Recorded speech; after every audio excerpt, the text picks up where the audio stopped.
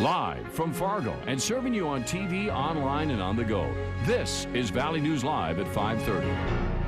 The mind of somebody that wants to do harm doesn't care about whether somebody is sleeping or not.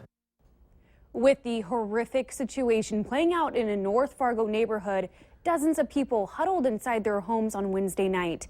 Authorities sent out a code red alert telling those nearby about the situation and to stay safe.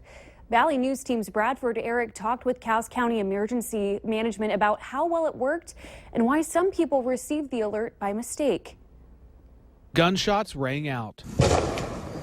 Police swarm the area and a huge perimeter is set up. A man with a gun is targeting officers in North Fargo. Getting that word out, that's what we're going to do. The other option is not acceptable. Jim Prochniak says multiple code red alerts went out to people inside and near the perimeter. Prochniak says imagine if the hospital workers ended their shifts and walked outside, or people left for work and school. The loss of life could have been even greater. Cell phone is your contact. A lot of people don't have landlines anymore.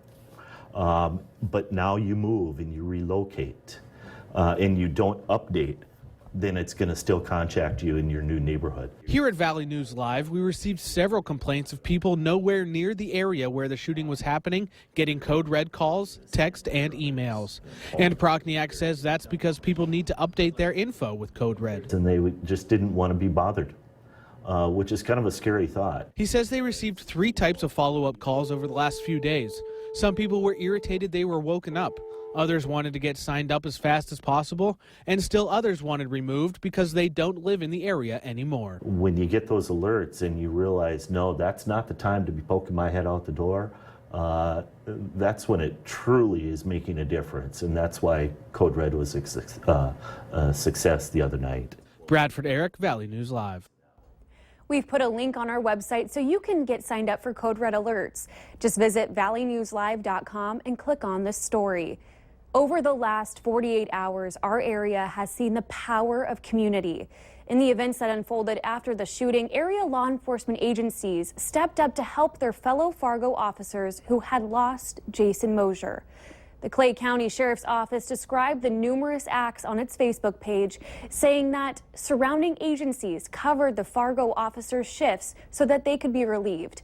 The post also says a special police detail was started to help Moser's family, asking for help over the span of several days. So many officers volunteered that the schedule filled within a few hours. The Fargo Police Department posted a thank you on its Facebook page, saying, quote, "It's also been comforting to have the support and assistance from the area chiefs and sheriffs who have been helping us staff our streets with their officers as our officers are grieving their lost brother. It's an example of the brotherhood and sisterhood of the thin blue line." And the support continued as one local man stood outside the Fargo Police Department holding a yellow sign that read, "Police lives matter. Rest in peace, Jason Moszer." With temperatures that reached about 2 degrees, the man stayed outside for the full day. I'm just trying to show my support for the police department in the wake of this tragedy. And he was one among many people who took the time to show support. The Fargo Police Department posted a thank you on its Facebook page, saying that an anonymous donor paid the bill at IHOP for 4 police officers. The restaurant manager also gave the officers $75 worth of gift cards, which will be given to Jason Moser's family. The city of Fargo and the Fargo Police Department have set up a benefit fund to support Jason Moser's wife and 2 children. Mayor Tim Mahoney hosted a news conference this morning asking the community to think about what it would be like if their brother gave his life to protect his community. He says now is the time to show support by providing money to fill up a gas tank or buy groceries, for example. Think about a mother with 2 children and what we can do for her. And my expectation in the city of Fargo is we will be generous to this family, and we would like to do all we can do for them. Dakota Medical Foundation helped set up the fund so money can be given online in a safe way. The city asked that this be the primary benefit account. Your donations will go directly into the account that was already set up at Bell State Bank. To donate, go to impactgiveback.org. The mayor says the fund will stay open for at least 90 days. A local gym also wants to show support for Officer Moszer too. CrossFit Icehouse in North Fargo is hosting a hero workout of the day. That's a workout that honors officers and others who serve our country. The event is open to anyone and people can come simply to cheer on the CrossFitters. The workout will incorporate Officer Moser's badge number into the reps for the exercises. The event is Saturday, February 20th at 10 in the morning and will last about 2 hours. There's a suggested donation of $10 to do the workout. Organizers say all money will be donated to his family. It's quiet, but it's cold. Let's find out what's happening tonight with meteorologist Robert Hahn in First Weather. Robert? More cold is what's going to be happening tonight. Temperature is already below zero in many locations. In fact, some areas in the Northern Valley never got above zero as we went through the day today. Here in Fargo, we topped out at around 2. We've dropped back down to 1, and it's already down to 13 below in Langdon, -6 in Roseau, Thief River Falls, and in Devil's Lake. Still a bit of a breeze out there, but the winds will become much lighter as we head through the overnight hours, but still enough of a wind out there to create wind chills as cold as 31 below in Langdon. -28 in Thief River Falls, 26 below in Bemidji. And because of the combination of cold temperatures overnight tonight, in fact, air temperatures dropping down well below -20 in parts of northern Minnesota. That in combination with some light winds, wind chill advisory in effect through noon tomorrow for much of the Northern Valley. Right now we've got some mostly clear skies, but we'll start to see more clouds as we head through the day tomorrow. Underneath those clouds, no precipitation, but by late tomorrow, we will see some snow. But here in the Fargo area as we head through the evening, it's going to get very cold. Bundle up as you head outside. If you're heading to dinner or a movie, perhaps, temperatures dropping down to around -8 by the 9 o'clock hour. Even colder by tomorrow morning. But once we get through tomorrow morning, a nice warm up as we head through the next 7 days. Thanks, Robert.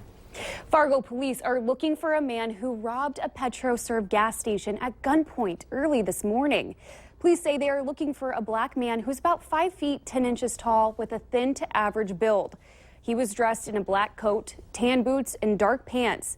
The call came in shortly after 3 this morning to the PetroServe on South University Drive and I-94. Police say there was a customer and clerk in the store at the time. The robber showed a black handgun, got money from the till, and ran out the door. Police say they are reviewing security camera footage for clues and may release pictures later today. If you saw anything suspicious this morning, you're asked to call police. 2 months after a warrant was issued for his arrest, the final suspect in the Rowsdown Murder case in Bemidji has been arrested. Christopher Davis was apparently thinking about leaving the country. He was arrested in Texas while applying for a new passport. Davis and Brandon Rossback are charged with aiding an offender. They allegedly helped Marcello Cimarusti dispose of Rowsdown's body last fall by burning it in a shallow grave near Bemidji. Cimarusti is charged with murder. The family says they're relieved everyone involved in this case is behind bars.